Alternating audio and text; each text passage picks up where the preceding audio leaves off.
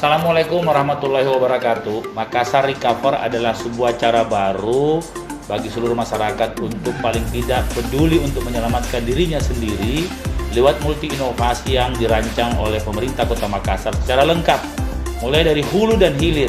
Maka dengan itu saya mengundang kepada seluruh masyarakat Kota Makassar untuk memanfaatkan semaksimal mungkin di samping usaha-usaha sendiri yang memang harus kita lakukan secara standar yang telah ditentukan.